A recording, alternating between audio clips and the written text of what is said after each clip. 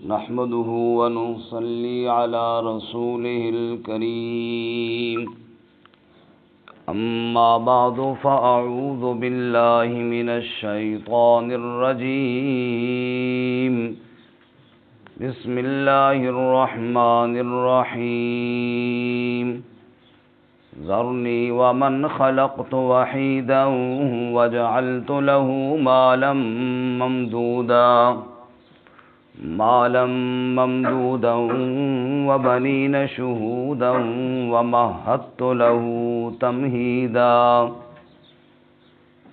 ثم يطمع أن أزيد كلا إنه كان لآياتنا عنيدا سأرهقه صعودا إنه فكر وقدر فقتل كيف قدر ثم قتل كيف قدر ثم نظر ثم عبس وبصر ثم أدبر واستكبر فقال إن هذا إلا سحر يؤثر إن هذا إلا قول البشر سأصليه سقر وما أدراك ما سقر لا تبقي ولا تذر لواحة للبشر عليها 19 وما جعلنا أصحاب النار إلا ملائكة وما جعلنا عدتهم إلا فتنة للذين كفروا ليستيقن الذين أوتوا الكتاب ويزداد الذين آمنوا إيمانا ولا يرتاب الذين أوتوا الكتاب والمؤمنون وليقول الذين في قلوبهم مرض والكافرون ماذا أراد الله بهذا مثلا كذلك يضل الله من يشاء ويهدي من يشاء وما يعلم جنود ربك إلا هو وما هي إلا ذكرى للبشر ذرنی ومن خلقت وحیدا، چھوڑ دیجئے مجھے اور جس کو میں نے تنہا پیدا کیا، وجعلت له مالا ممدودا، اور میں نے اس کے لیے مال بنایا جو بڑا پھیلا ہوا ہے، وبنین شہودا، اور بیٹے جو حاضر رہنے والے ہیں، ومہدت له تمہیدا، اور میں نے اس کے لیے ہر قسم کی چیز تیار کر دی، ثم یطمع ان ازید، پھر وہ امید رکھتا ہے کہ میں اسے زیادہ دوں گا، کلا ہرگز نہیں، انہ کان لآیاتنا عنیدا، بے شک وہ ہماری آیتوں کی مخالفت کرتا ہے، سأرہقہ صعودا، ان قریب میں اسے ایک چڑھائی پر چڑھاؤں گا، انہ فکر وقدر، بے شک اس نے غور و فکر کیا اور اندازہ لگایا، فقتل کیف قدر، پس برباد ہو جائے کیسا اندازہ لگایا، ثم قتل کیف قدر، پھر برباد ہو جائے کیسا اس نے اندازہ لگایا، ثم نظر، پھر اس نے دیکھا، ثم عبس، پھر اس نے تیور چڑھائے، وبصر اور منہ بنایا، ثم ادبر واستکبر، پھر پیٹھ دی اور تکبر کیا، فقال ان ھذا الا سحر یؤثر، پس اس نے کہا یہ اور کچھ نہیں ہے مگر جادو ہے جو چلا آ رہا ہے، ان ھذا الا قول البشر، یہ کچھ نہیں مگر ایک انسان کا کلام ہے، سأصلیہ سقر، ان قریب میں اسے داخل کروں گا سقر میں، وما ادراک ما سقر، اور تجھے کیا پتا کہ سقر کیا ہے، لا تبقی ولا تذر، نہ باقی چھوڑے گی نہ یوں ہی چھوڑے گی، لواحۃ للبشر،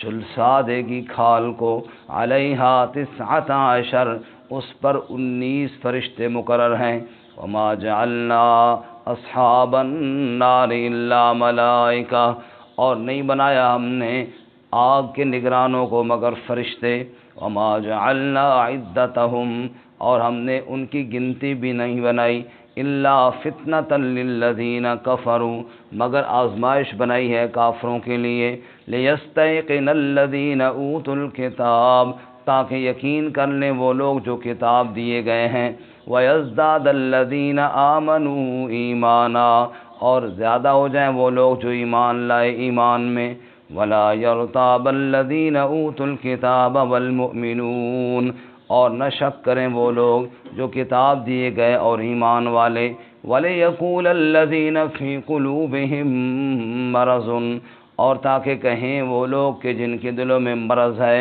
وَالْكَافِرُونَ، اور کافر بھی، ماذا اراد اللہ بہذا مثلا، کہ کیا ارادہ کیا اللہ نے اس مثال کے ساتھ، کذالک یضل اللہ من یشاء، اسی طرح گمراہ کرتا ہے اللہ جس کو چاہتا ہے، ویہدی من یشاء، اور ہدایت دیتا ہے جس کو چاہتا ہے، وما یعلم جنود ربک الا ہو، اور نہیں جانتا تیرے رب کے لشکروں کو کوئی مگر سوائے اللہ کے، وما ہی الا ذکری للبشر، اور یہ کچھ نہیں ہے مگر نصیحت ہے انسانوں کے لیے۔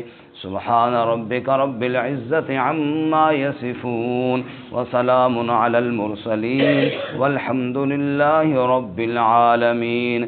اللہم صل علی سیدنا و مولانا محمد وعلی آل سیدنا و مولانا محمد وعلی آلہ واصحابہ اجمعین۔ معزز سامعین، سورۃ المدثر آیت نمبر 11 سے لے کر 31 تک تلاوت کی ہیں۔ اللہ رب العزت ان آیات کے مطابق صحیح بیان کی توفیق عطا فرمائے اور ہمیں قرآن و سنت پر عمل کرنے کی توفیق عطا فرمائے۔ مکہ مکرمہ میں ایک شخص تھا جس کا نام تھا ولید بن مغیرہ۔ یہ بڑا ذہین اور سمجھدار سمجھا جاتا تھا اور لوگ اس کی بات پر بڑا یقین کرتے تھے۔ اس نے اہل مکہ سے کہا کہ رسول اللہ صلی اللہ علیہ وسلم کے بارے میں ہمارا موقف بدلتا رہتا ہے، کبھی تو ہم لوگوں کو بتاتے ہیں کہ یہ شاعر ہیں، کچھ لوگ کہہ رہے ہوتے ہیں یہ کاہن ہے، کچھ لوگ کہہ رہے ہوتے ہیں یہ نعوذ باللہ مجنون ہے۔ تو اس طرح ہمارا موقف کمزور ہے کہ لوگ کہیں گے بھائی ایک بات تم خود ہی نہیں متفق، ایک بات پر خود ہی نہیں متفق ہو تو لوگوں کو کیا سمجھاؤ گے۔ اس نے کہا ہمیں مل کر متفق کا فیصلہ کرنا چاہیے آپ صلی اللہ علیہ وسلم کے بارے میں۔ سب نے اس سے کہا بھئی تو ہی سمجھدار آدمی ہے، تو ہی زیادہ بہتر جانتا ہے، اور تو آپ صلی اللہ علیہ وسلم سے مل، اور اس کے بعد تو جو فیصلہ کرے گا ہم سب اس پر متفق ہو جائیں گے۔ چنانچہ یہ بڑا سمجھدار اور ذہین سمجھا جانے والا شخص ولید بن مغیرہ یہ رسول اللہ صلی اللہ علیہ وسلم کے پاس آیا، آپ صلی اللہ علیہ وسلم سے بات چیت کی، اور آپ صلی اللہ علیہ وسلم نے جب اللہ کی وحدانیت کے دلائل اور اپنی نبوت کے دلائل اس کے سامنے پیش کیے تو یہ دل سے اندر سے مان گیا کہ آپ سچے نبی ہیں۔ یعنی بات اس پر واضح ہو گئی کہ آپ صلی اللہ علیہ وسلم جو بات کر رہے ہیں یہ کسی شاعر کا کلام بھی نہیں، یہ کسی کاہن کا کلام بھی نہیں، لیکن چونکہ وہ چودراہٹ تھی اور ماحول بنا ہوا تھا، بعض دفعہ انسان اپنے ضمیر کے خلاف دنیا کے مفاد کے لیے باتیں کر لیتا ہے۔ اب آپ خود سوچئے کہ ایک شخص جانتا ہو کہ یہ کام غلط ہے اور پھر اس پر وہ ڈٹ جائے اور غلط بیانی کرے تو یہ کتنا ضمیر اس کو اندر سے جھنجھوڑتا ہوگا۔ مثال کے طور پہ کہیں جھوٹی قسم کھانی پڑ جائے اور بندے کو پتہ ہے کہ یہ واقعہ غلط ہے اور پھر جناب وہ قرآن اٹھا کے کھا جائے قسم تو ضمیر اس کا ملامت کرے گا یا نہیں کرے گا؟ یہی کیفیت بنی تھی ولید بن مغیرہ کی کہ اس نے اندر سے تو جانتا تھا کہ میں جو محمد صلی اللہ علیہ وسلم کے بارے میں بات کر رہا ہوں یہ سب جھوٹ ہے، بکواس ہے، لیکن اب اگر صحیح بات کرتا ہے تو وہ ساری چودراہٹ ہٹ جاتی ہے۔ اس لیے اس بدبخت نے غور و فکر کرنے کے انداز میں منہ بنا کے آخر میں یہ کہہ دیا کہ یہ جادو کا کلام ہے، نعوذ باللہ من ذالک۔ تو اس کی مذمت اللہ تعالیٰ نے یہاں پر بیان کی بھی، کتنا بدبخت ہے کہ صرف اپنے اس پارٹی کو خوش کرنے کے لیے یا اپنی اس دنیا کی مفاد کے لیے جان بوجھ کر سمجھنے کے بعد بھی اس بدبخت نے میرے کلام کو جادو کا کلام کہہ دیا۔ یہ کوئی معمولی جرم نہیں، اس کا بہت بڑا جرم ہے۔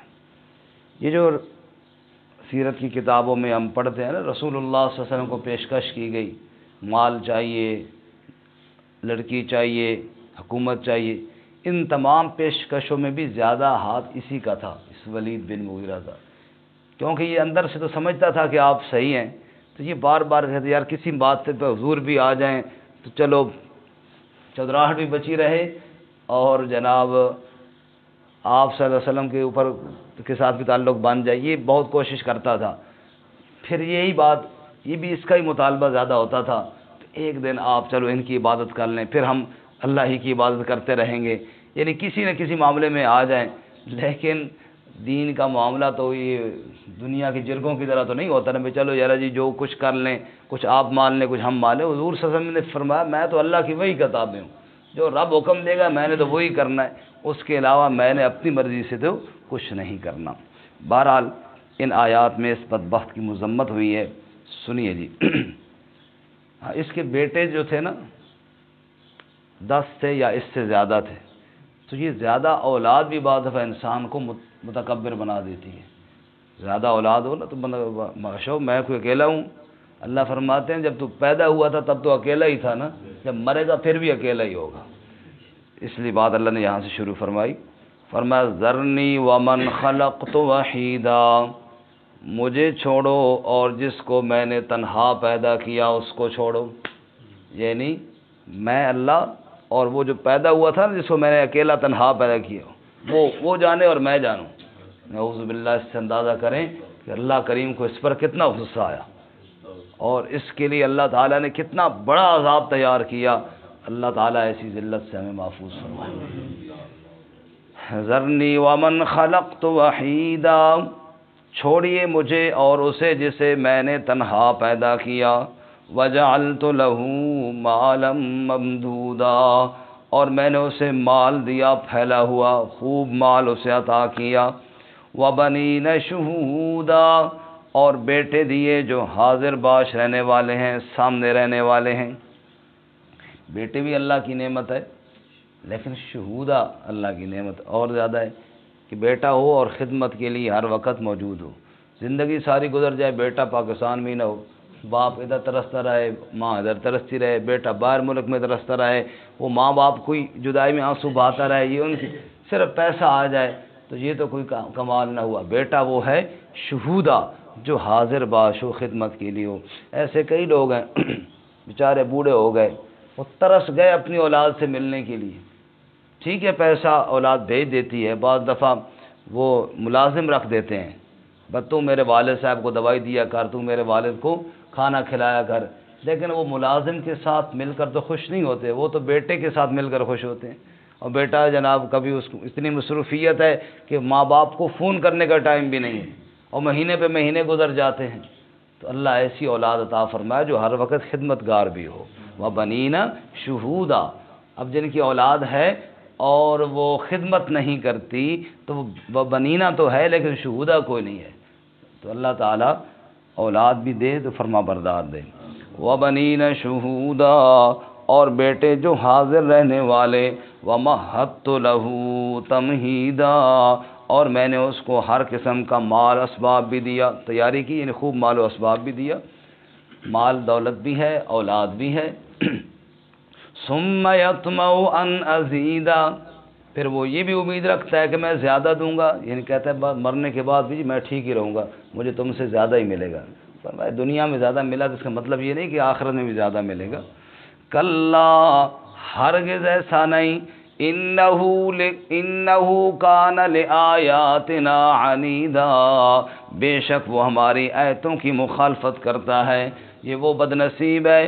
سأرہقہ صعودا، جسے میں ایک پہاڑی پر، ایک چڑھائی پر چڑھاؤں گا، جہنم کی آگ کی بنی ہوئی پہاڑی ہے، اس پر اس کو چڑھنا پڑے گا۔ کیوں؟ جرم کیا ہے؟ انہو فکر، اس نے غور و فکر کیا۔ وہ جب آیا تھا نا قرآن سننے کے لیے، قرآن سنا اور پھر کیا کیا جی؟ غور و فکر کیا۔ وقدر، اور ایک اندازہ لگایا، فقتل کیف قدر، پس قتل کیا جائے یعنی برباد ہو جائے، اس نے کیسا اندازہ لگایا. ثم قتل کیف قدر، پھر برباد ہو کیسا برا اندازہ لگایا. ثم نظر، اب اللہ نے اس کیفیت کو بیان کیا. ثم نظر، پھر اس نے دیکھا. ثم عبس، پھر تیور چڑھائے. وبصر، اور منہ مروڑا، منہ بنایا. یہ وہ کیفیت ہے کہ جب اندر سے بندہ کا ضمیر ملامت کر رہا ہو اور اوپر سے پھر بکواس کیے جا رہا ہو. فرمایا اس نے دیکھا، تیور چڑھائے اور منہ بنایا. ثم ادبر واستکبر، پھر پیٹھ پھیری اور تکبر کیا. فقال ان ھذا الا سحر یؤثر، پس اس نے کہا یہ اور کچھ نہیں ہے مگر جادو ہے جو چلا رہا ہے. استغفر اللہ، نعوذ باللہ من ذلک. ان ھذا الا قول البشر، یہ اور کچھ نہیں جی مگر ایک انسان کا کلام ہے. اللہ فرماتے ہیں سأصلیہ سقر، میں اس کو دوزخ میں داخل کروں گا. سقر بھی دوزخ کے ناموں میں سے ایک نام ہے.